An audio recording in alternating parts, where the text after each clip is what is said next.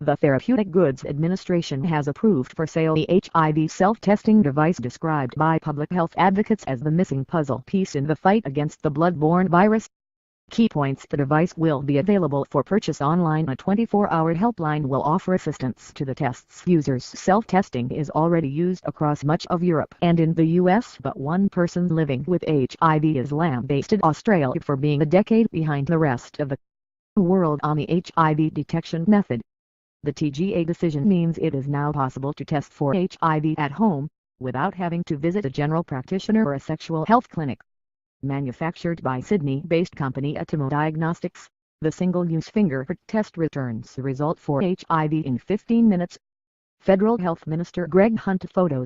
Health Minister Greg Hunt has made a suite of announcements ahead of World AIDS Day on December 1st. ABC News. Federal Health Minister Greg Hunt made the announcement at World AIDS Day breakfast at Parliament House in Canberra this morning.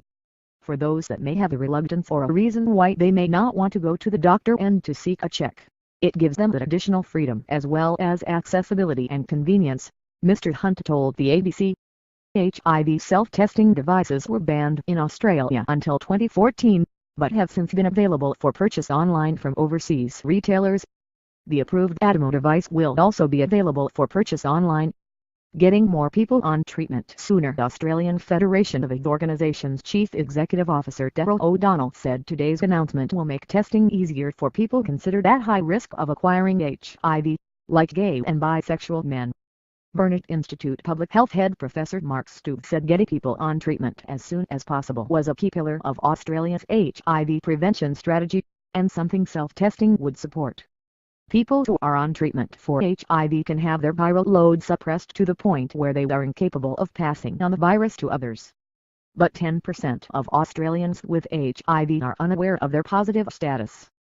Professor Stubb listed immigrants and people living in rural and remote areas as other groups in the community who stand to benefit most from self-testing, saying stigma attached to HIV often discouraged these communities from seeing a clinician.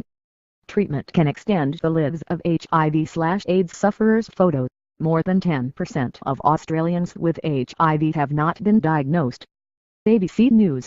Sam Davis. For those who need to test very regularly, up to 4 times a year, we need something that's more convenient and more accessible for them, he said. Self-testing is the missing part of the puzzle. LGBTI advocate Dean Beck, who has been living with the virus for 5 years, said while he welcomed the announcement, he said Australia still